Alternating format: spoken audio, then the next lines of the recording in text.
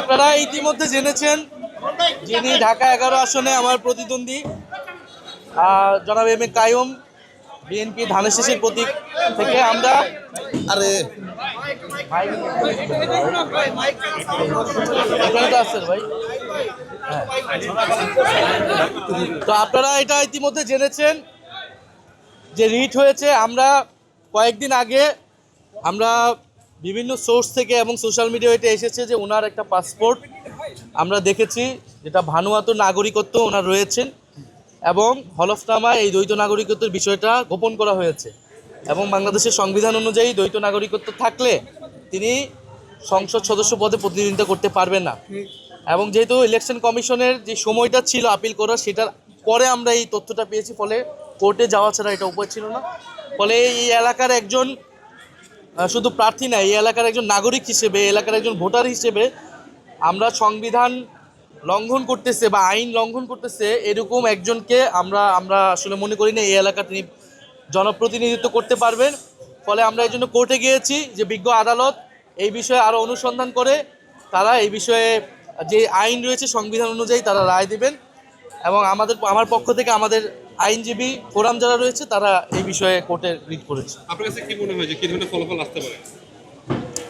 আমরা তো আইনের শাসন চাই, ফলে আইন যেটা বলবে, এখন আমরা বিভিন্ন সোর্স থেকে এটা ভেরিফাই করেছি, এখন এটা বাকিটা আদালতের বিষয়। তারা যাতে এইটা আসলে সম্পূর্ণ সত্যতা নিশ্চিত করে যেটা সত্য, যেটা ন্যায়, যেটা আইনসঙ্গত, আমরা সেই ফলাফলটাই যাচ্ছি। এটা কার পক্ষে বা বিপক্ষের বিষয় না। এবং গতকাল আপনি প্রথমে বলেছিলেন যে লেভেল প্লেইং ফিল্ডে আপনি এখনো খুশি না। আপনার কাছে কি মনে হয় যে কারণটা কি এখনো লেভেল প্লেইং ফিল্ডে কেন নিশ্চিত করে যাচ্ছে না? আপনি যদি প্রতিদিন শুধু দেখেন যে ঢাকা 11তে আসনে আপনারা চাইলে আমরা একটা রিপোর্ট আপনাদের দিতে পারবো যে প্রতিদিন নাহিদ ইসলামের কতগুলা বিলবোর্ড, কতগুলা ব্যানার, ফেস্টুন ছিঁড়ে ফেলা হয়, নামিয়ে ফেলা হয়।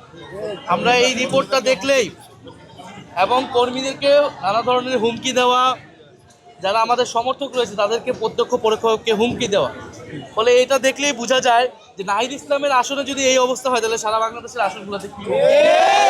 ফলে এটা করে আসলে আমাদেরকে দমাতে পারবে না।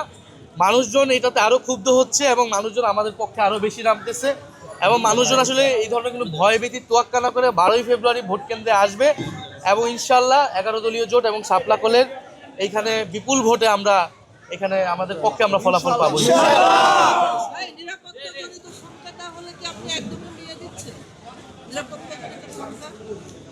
নিরাপত্তাজনিত সংখ্যার আমাদের তো শেরপুরে আমাদের এক ভাইকে হত্যা করা হয়েছে, ফলে এখানে তো নির্বাচনে আবারও লাশের রাজনীতি শুরু করেছে আমাদের যারা প্রতিদ্বন্দ্বী রয়েছে। মানুষকে হত্যা করে লাশের উপর দিয়ে তারা নির্বাচনে জয়ী হতে যাচ্ছে।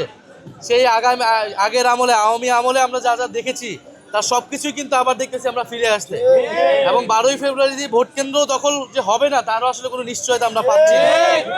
ফলে সেইটা আসলে চেষ্টা করেও লাভ হবে না, কারণ আমরা এবার ঐক্যবদ্ধ আছি। 12ই ফেব্রুয়ারি ইনশাল্লাহ আমরা আমাদের জনগণের যে ভোটাধিকার, সেই ভোটাধিকার আমরা রক্ষা করে আমরা 12ই ফেব্রুয়ারি ঘরে ফিরব।